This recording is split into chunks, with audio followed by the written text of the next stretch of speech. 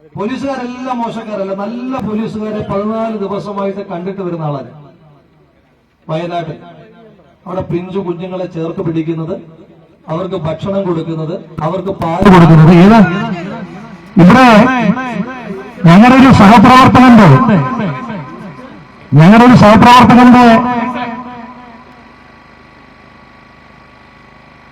കുഞ്ഞിന് അവന്റെ ഭാര്യ മുലയൂട്ടുമ്പോ എത്തി നോക്കി എടുക്കണമെന്നല്ലേ പറഞ്ഞു. എന്താ അവന്റെ പേര്? അഭിജിത്ത്. നീ ഇതുപോലെ കുറെ കുടിച്ചിട്ടല്ലേ ഇന്നിപ്പോ ഈ സർവീസ് കയറിയിരിക്കുന്നു. പിന്നെ ഇത് കാണാൻ നിനക്ക് ഇത്ര കൗതുകത്തിന്റെ ആവശ്യമൊന്നുമില്ലല്ലോ.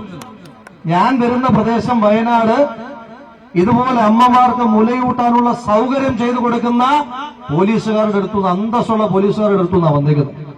ഇവിടെ അരുത, ഇവിടെ മുന്നോട്ട് കയറി. അഫ്സൽ എവിടെ? മുന്നോട്ട് കയറി, മുന്നോട്ട് ഇവിടോട്ടിരിക്കും. അരുത ഇവിടോട്ടിരിക്കും. അഫ്സൽ എവിടെ? അഫ്സൽ എവിടെ? അഫ്സലിക്ക് വന്നു. ഇവിടെ ഇവിടെ എന്താ സിയുടെ പേര് പറഞ്ഞെന്താ? അരുൺ ഷാ. ദാണ്ട് അഫ്സൽ നിൽക്കുന്നു, ആസിഫ് നിൽക്കുന്നു, വിശാഖ് നിൽക്കുന്നു, അരുൺ നിൽക്കുന്നു. ചുണയുണ്ടെങ്കിൽ, ഇപ്പോഴും കയ്യിലല്ലാത്തൊക്കെ ഉണ്ടല്ലോ, ചുണയുണ്ടെങ്കിൽ ആ ബാരിക്കേഡിന് പുറത്തോട്ട് വന്ന ഇവരുടെ ശരീരത്തിലൊന്ന് തൊടാനുള്ള ധൈര്യമുള്ളവർക്ക് ഉണ്ടെങ്കിൽ ഒരുത്തം പുറത്തോട്ട്.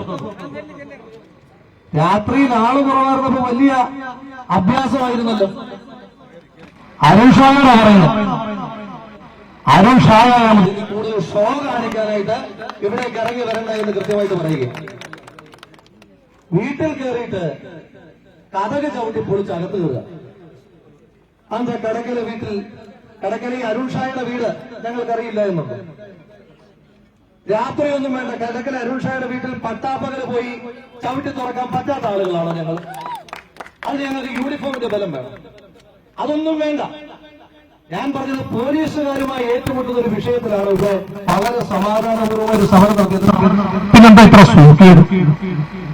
അതുകൊണ്ട് ആ ഏർപ്പാട് അരുൺ ഷായോട് പറയുക, ഷോ എന്നും കാണിക്കുന്നു. കഴിഞ്ഞ ദിവസം അരുൺ ഷാ വലിയ വീരശൂര പരാക്രമിയായിരുന്നല്ലോ. എന്താ മിസ്റ്റർ അരുൺ ഷാ, നിങ്ങളുടെ സ്റ്റേഷനിലേക്കല്ലേ ഇന്ന് മാർച്ച് നടത്തിയത്?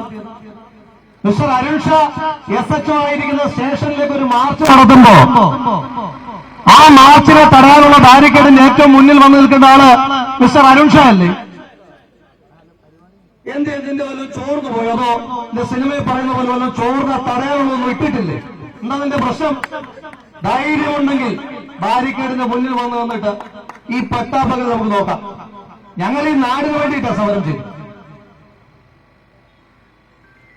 ജയിലിലാക്കി കളയുമെന്ന് ഭീഷണിപ്പെടുത്തുക.